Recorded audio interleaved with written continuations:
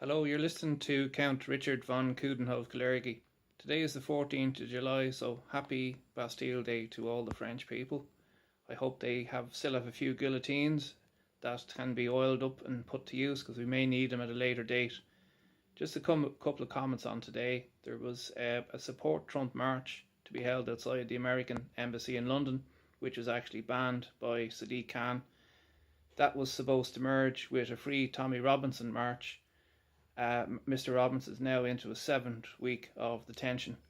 Just a couple of other comments that I noticed yesterday, that there was a meeting of the clergy in Stockholm to hold an event held by bishops to discuss how they would best attend to the pastoral needs of the migrants coming into Sweden, and to discuss best how to combat the negative media on mass migration as being so-called portrayed.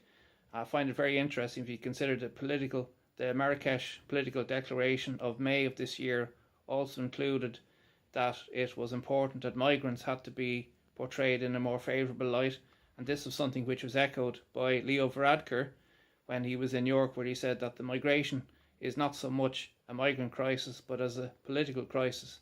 So it seems to be that the political class are in denial of the realities of what's going on, and in fact within the last month there has been 4 rapes of women in graveyards in Germany, to the extent now that the Germans are actually handing out advice as to how people conduct themselves.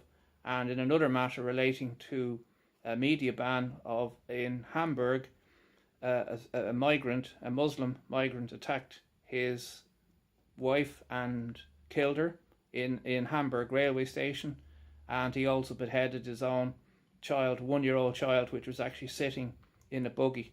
And the German media, Bild, reported on the murder of the girlfriend or wife, but had no mention of the child. And it was only that a passerby on the actual platform recorded the incident on his phone and put it up on Facebook and Twitter, which was subsequently removed by the authorities, and his home was actually visited by the police who confiscated his computer equipment. So there's just a couple of thoughts on today, which are my own. Thanks for listening.